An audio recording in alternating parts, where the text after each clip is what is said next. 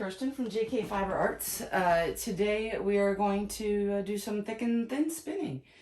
I definitely want to use top, not roving, so that's out. This has pre-designation, that's out. That I'm making socks out of. What is this? Ooh, that's 18 microns. That's beautiful, but that's not what I want. I want something with color in it so that we can really, let's see. Ooh, this is pretty. Polworth and silk. This is from Jakira Farms. I really like this one, and this is what I originally was thinking, because, you know, it's fall. I love the fall. I love green. I love trees. This is a fiber of the month from Camage Fiber Spinning Box. I like that a lot, and the only downside is I think I will have to spin a single to ply with, a single thread ply, which is great because you guys will get to see it. But I know that I already have two bobbins with some thread ply on it that I did. One is silk sari and one is soft silk spun from the cloud. I don't think I've done any spinning from the cloud for you. So let's see if I can find some soft silk that will coordinate with this. I think this is called Explore. I'm going to remove it from this packaging because it's very crinkly. And then I'm going to put all this back in because I think that this is going to be the winner. Although, who knows, because literally I have so much in here. Ooh, that's pretty too. All right, I should stop looking. Ooh, Moon Glow. Oh, that's pretty. All right, nope, I'm sticking with this. This is what I originally had thought of, so let's just stick with that. Let's put all of this in here. You guys are going to see this really soon. Oh, this is beautiful. When spinning thick and thin,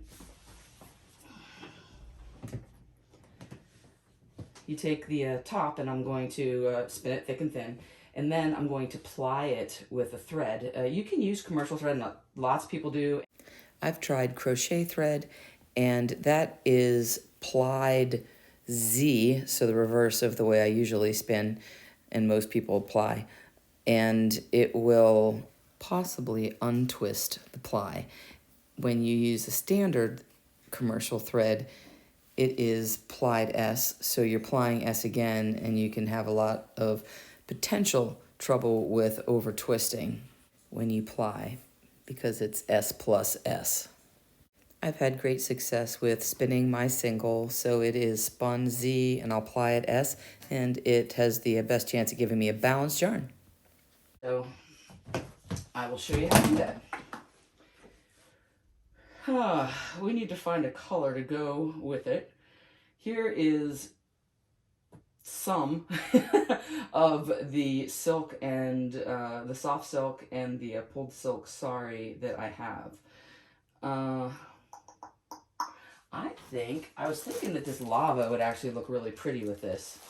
You know, this red in here would pick it up. The gold is nice. There's some black. I think this is going to look super cool. So I think that's what I'll do. This, you can literally just spin from the cloud. So all you do is you just take a hunk out, and you can kind of pick and pull the colors that you want. I usually try to get a blend of colors, and then I'll probably just weigh out. To do 4 ounces of this with a very thin thread ply, I'll probably only need an ounce to cover it, less than an ounce probably.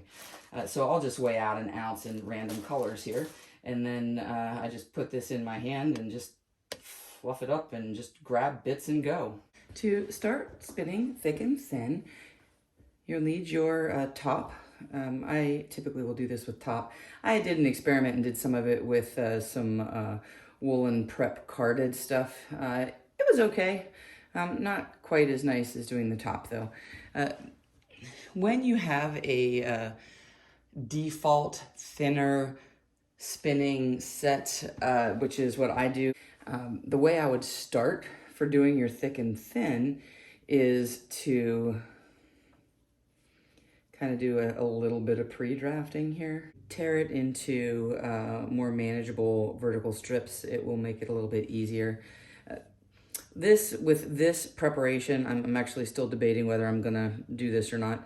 When you have a hand painted one, it's no problem. This is more of a blend after it's been dyed, comb top blend. And if I peel this in half, I might lose some of the blending of the colors, but when I flip it over and look at the back, it does look like the green, the gold is fairly consistent throughout. So I think I'm gonna try at least to do this in half. Quarters would probably be ideal. What I'm gonna do is rip it in half here,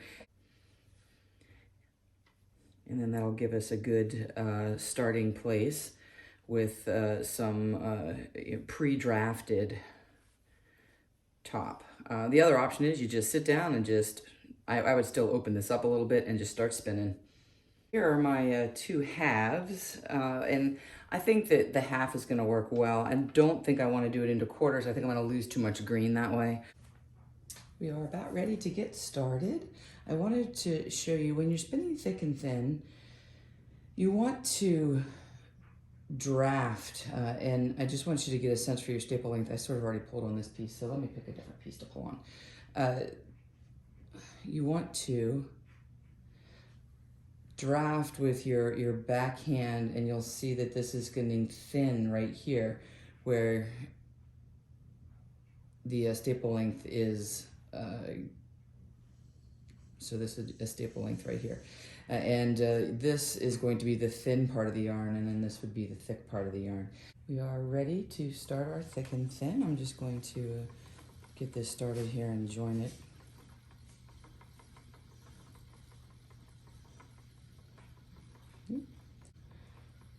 Okay. Alrighty. So, when you spin thick and thin, you're going to pinch and you're going to draft, and then you're going to slide this hand down, and this area where the staple was about to break is the thin area. And then we're going to wind that on. So I'm doing this in kind of slow motion for you. But right here is the thin, and then I'm pulling. And the other thing is I want to keep my hand close to the orifice here, and I'm pulling, and then I'm going to slide down. I need some twist in this. And then I'm going to, again, pinch at that thin spot as it goes on, and then I'm just going to keep doing that, keeping my front hand close to the orifice. And your hands are going to be a couple of inches or so apart. It really depends on the staple length that you have, and of course how big you want your fat piece to be, your thick piece. If you want it to be super thick, if you want long, thin in between, if you're trying to spin something that is different or consistent. I like mine kind of inconsistent, just I don't really measure or count in between. Let me also show you here. So this is the thick part here. When I relax this, see these little bits in between are twisting back. I could probably do a little bit more thin in between and a little less on the thick. But when I see that, that's okay, because when I ply, I'm going to be going the other direction. I may want to do a little bit more thin in between each of my thicks. But you can also see that when I relax, this thick part here poofs up. So whenever I come back around to ply, this will be pretty poofy.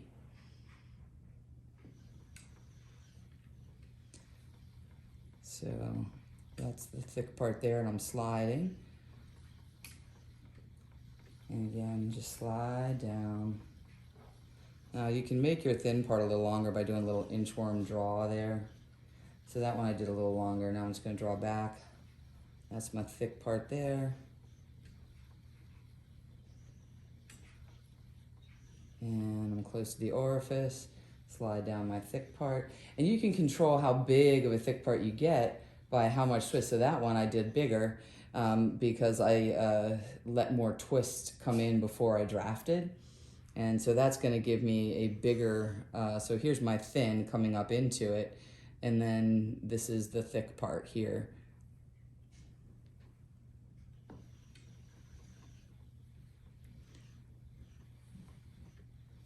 And again, just let that slide.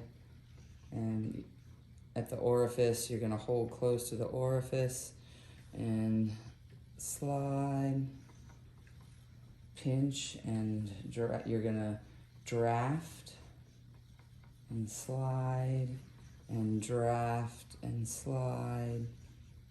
Made a little extra long short piece or thin piece there. Draft and slide, draft, slide, draft, slide, draft, slide, let it go onto the bobbin, draft, slide, let that go onto the bobbin. I'm going to make a big fat one here so we can see it. There we go. And remember to keep your front hand close to the orifice. And depending on your staple length, yeah, your hand should be, about 2 inches. Well, that's probably more like 3 inches apart. Slide, pull, slide, draft, slide, draft, slide. And for your thin part, you can make it thinner, or if you want a thicker thin part, you can do that by pulling a little bit more and letting your hands see. I made that one really thin there. And I do like to change it up. I said I like it to be kind of irregular. But this yarn, when you do this, you can use it for, oh wait, I gotta advance my hook. I totally forgot what I was doing. You can use this yarn for spinning coils or for bobbles or the thread ply. I'm gonna do a thread ply with this. I like the thread ply thick and thin. So one more time, we're pinch, slide, pinch, draft, slide, pinch, draft, slide, pinch, draft, slide, and remember to keep your hand close to the orifice, and your back hand should be within a few inches of your front hand depending on your staple length.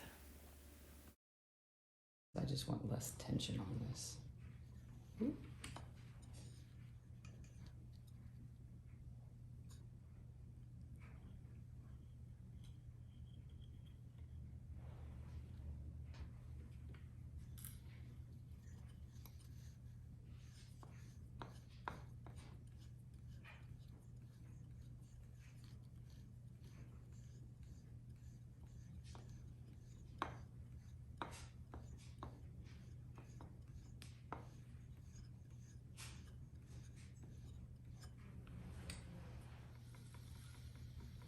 Well, that's a big thick right there. I let it lock in. When that goes out, when this one comes round, it's going to be massive. I might want to make it a little less. Let's see if I can make this into 2. It's because it's wildly over twisted here. Let's see if we can make this one into 2. I'm going to slide that down and let that twist come up. And we're going to draft that one out. Let the twist go into there too. That's a little better. That's more manageable at least.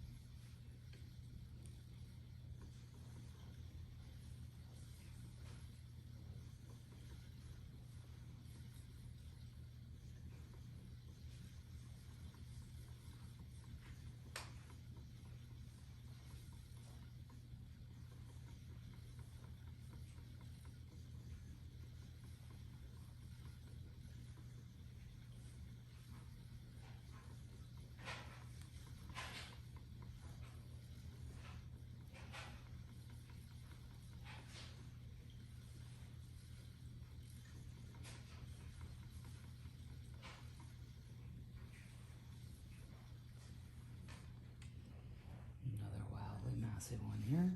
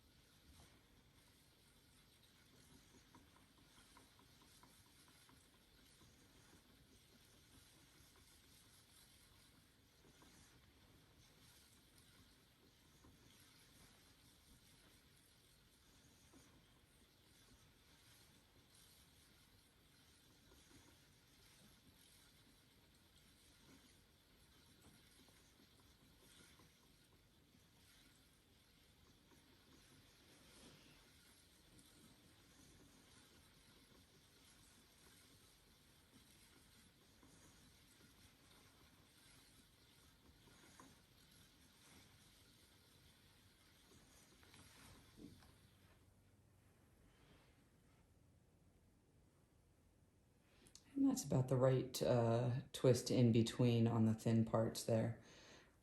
I was having a little too much twist earlier, and I adjusted my uptake so it would draw it a little faster in.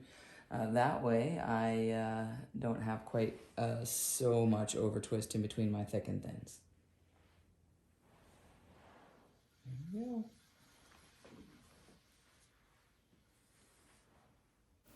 There you have it, thick and thin on a jumbo bobbin.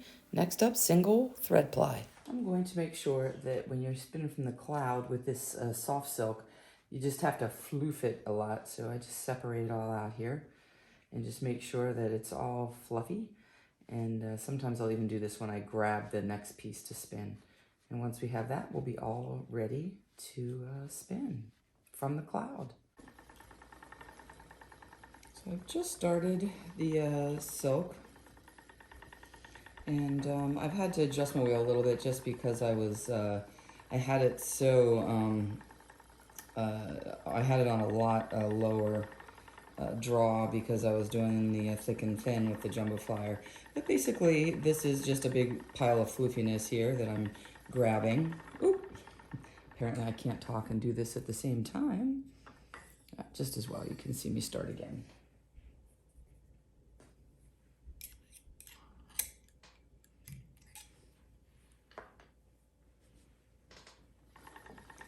So when I'm spinning this, I want to make sure that I'm having plenty of twist. So I want this to be strong enough when I'm plying, and I want it to have enough so that when I apply the opposite direction, I'm spinning this Z, so that when I apply S, it will still have some good strength to it without too much twist. I mean, again, I don't want to make rope. So this part does take a little bit longer because it's so thin. And it doesn't have to be perfect, and some of these little bumps and lumps and stuff actually look pretty cool when you apply with it.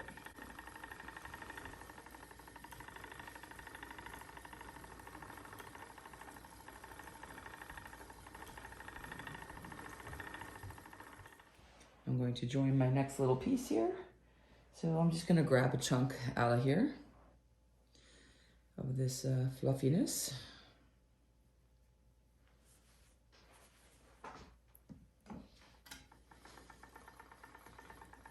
I'm just going to just tease out a little bit and then let it just start joining here. And the key here is just letting some of that twist come up into my drafting triangle.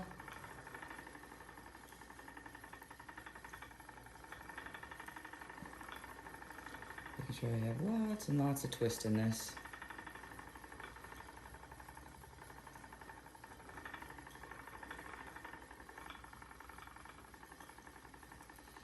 I'm going to check a little ply back here in a sec.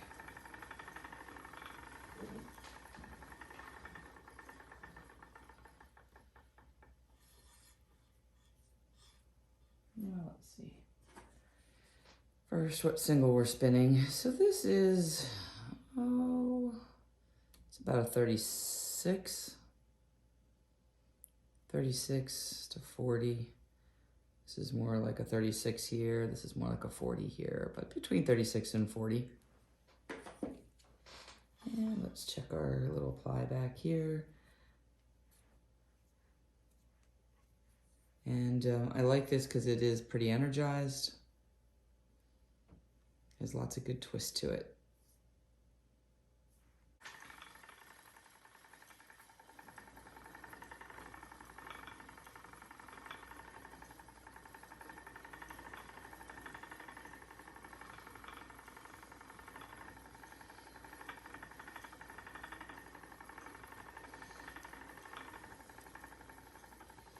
I'm just letting that twist run up in here, and then I'm just going to give a little pull, and kind of all that extra, these like little slubby things will usually thin out.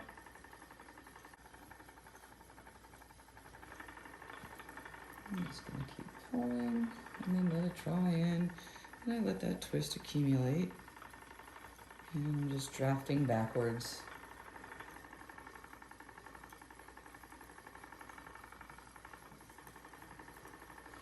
So for this one, you don't want to have a lot of draw. You want to have lots of time to get all this twist in here.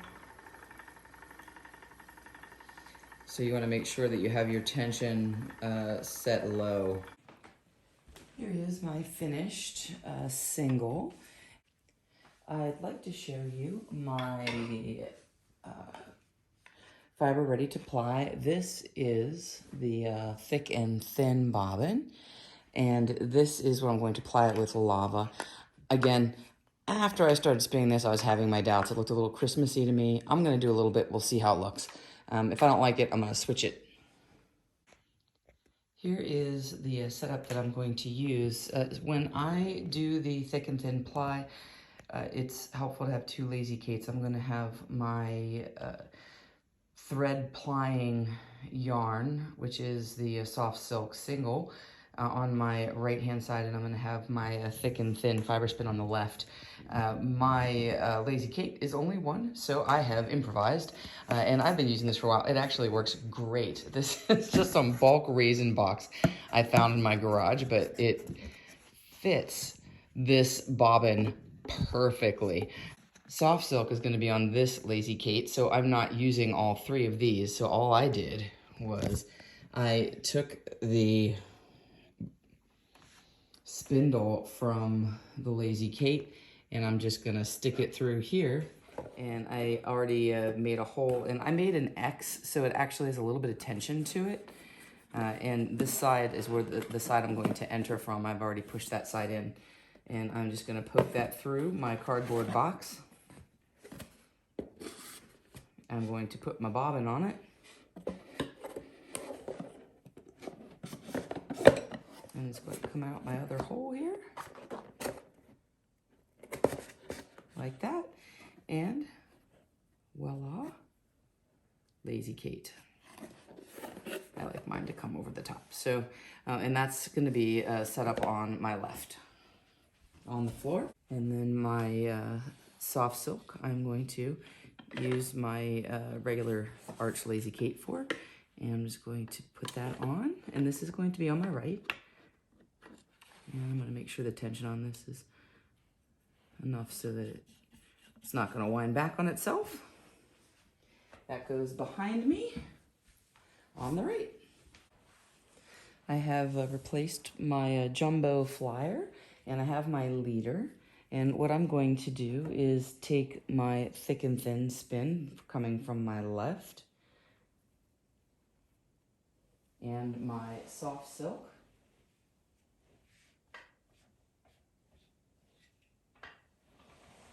coming from my right. I'm just going to tie a little knot to get started here.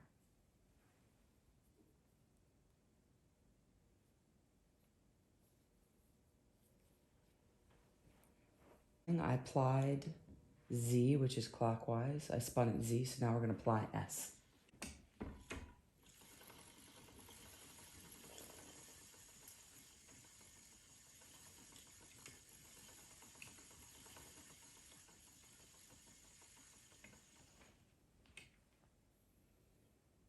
Well, actually, so far I kind of like that. Let me wind this on and then I'll tell you what I'm doing.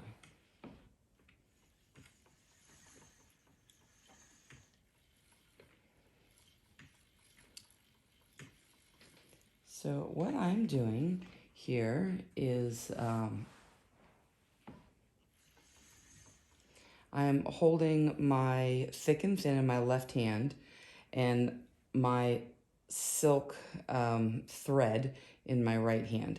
My thread is straight on. My thick and thin wool top is in my left hand, and I am coming in at a 45-degree angle. So, you know, I'm not coming up here, I'm not way back here, but I'm coming about that 45-degree angle. And I'm holding both of them with a little bit of tension. You know, you don't want to choke the life out of it, but you'll feel it almost immediately, the way that it will apply together here. And I'm still trying to have a, you know, fairly consistent angle of ply.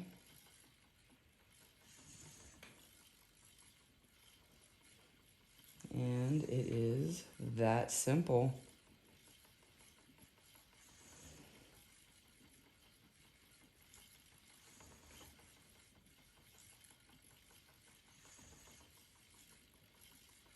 And if I loosen up my tension on either one of them, I will have a softer twist. I'm not actually, I don't want it to be too soft. I mean, I want you to be, my point is I want to be able to see that thread ply.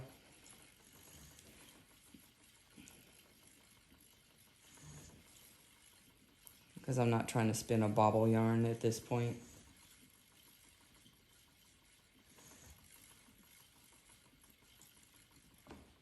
And let's stop and see.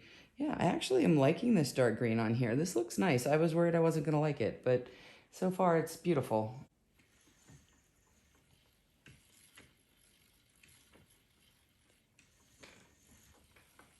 And again, we're at that 45-degree angle.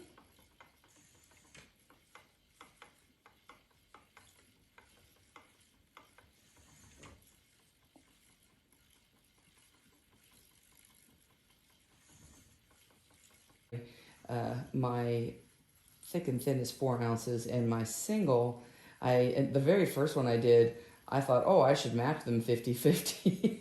No, I spun 4 ounces of silk. Sorry, it took me forever, first of all. And second of all, I think I used about, well, I thought I probably used about an ounce. So the next time I did it, I spun an ounce, and the ounce actually, I still had a bunch left over. So this time, I have really dialed it back, and I've done about a half an ounce of the soft silk. Here's my bobbin. I just wanted to show you what I did at the end here. So when I finished, I tied just a very tiny knot so that my twist wouldn't, so my ply wouldn't untwist while it's waiting to go on the nitty knotty. But here it is. Oh, it looks so good. I don't know, is down here better? It looks better than I had imagined. And I can tell you that even a half an ounce that I spun of the silk was way more than I needed. I could do a whole nother 4 ounces with that silk. In fact, you saw what it was in the beginning, and here is how much is left. So it's hardly any that I used. You can see that I still have a lot left on the bobbin. I could easily do 8 ounces with that.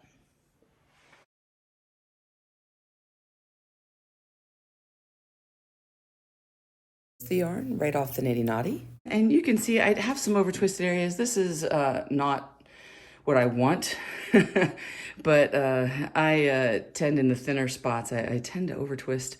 I know why, and I'm going to fix it. It has to do with my poly band. And when I set it up on my wheel, I put it with my regular flyer on, and I didn't really consider the jumbo flyer because I hardly ever use it. And when I use the jumbo flyer, I have to tension it a little higher than I want to. And it's a little bit difficult for me, but I'm going to fix that. I'm going to get a new poly band, and then I will stop having over twisted areas. But this is a good time to learn. So what I'm going to do, this is obviously thick and thin. This is not something that you're going to wet set or thwack or anything like that, because then it's going to ruin this beautiful effect. So I am going to steam this. I'm going to hang it up, and you can see these little areas. Oh, they're maddening for me. I am the queen of balanced yarn, so unbalanced yarn for me is an eyesore. I still am deciding whether or not I'm even going to put this on. No, it's good to see the whole process. And sometimes things don't go the way you want. And I knew when I was doing it that I was putting a little too much twist in. The good thing is it's still going to be beautiful. And when you see it knit up, it's going to be amazing. And what I'm doing, and what I would like to do, is just put a little bit of pressure on this to pull it down. And I'm not touching the yarn.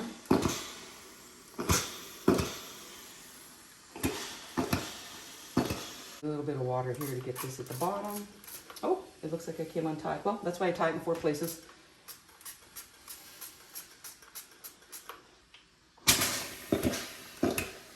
And then what I'm going to do is just stretch this out a little bit with my hand here.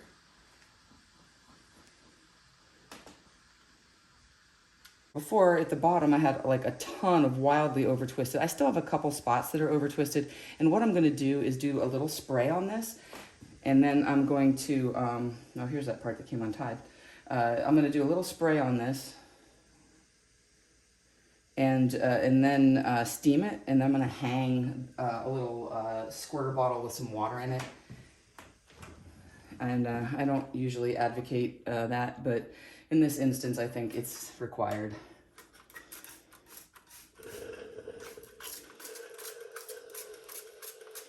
As I said, art yarn is not my strongest quality talent.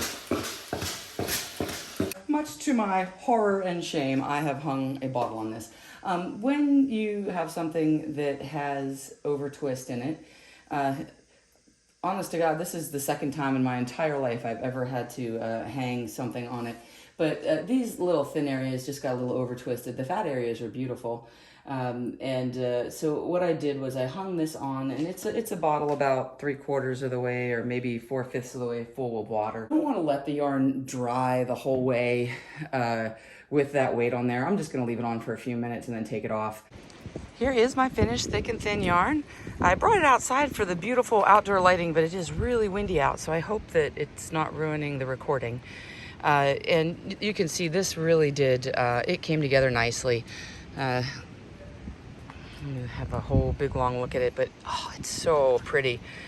And I will go ahead and do that thick and thin cowl and show you how it knits up. I did that lava, and you can see I was worried that it was gonna look too much like Christmas. I thought initially the lava was what I wanted. I was like, oh, good earthen colors, it's gonna blend well. And then when I was spinning it, I thought, yikes, I don't think this is gonna work. But when I did a little test ply, it was great. So I just went with it, and you can see I don't think it looks Christmassy in any way. I think it looks earthy just the way I wanted it to. You can also see that most of the areas that had the over ply have relaxed. There's a little bit like right here. I don't know if you can see that. Let me focus on it.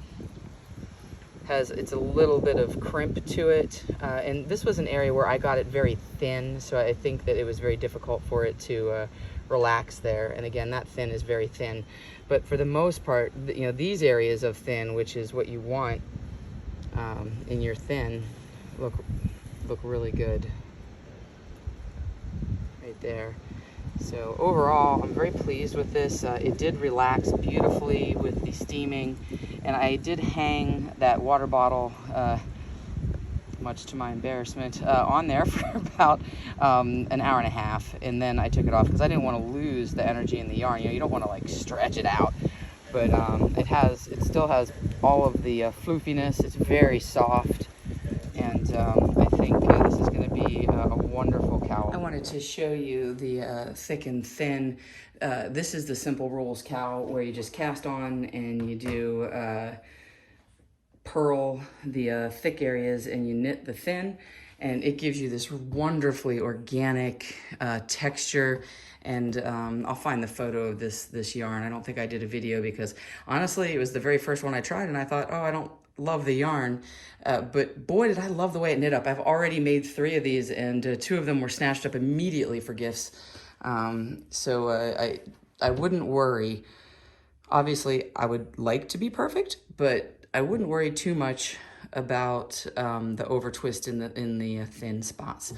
And I'd like to introduce you to Erlene. This is Erlene the alpaca. My husband got her for me at the alpaca festival today, and I've named her Erlene, and she's so cute.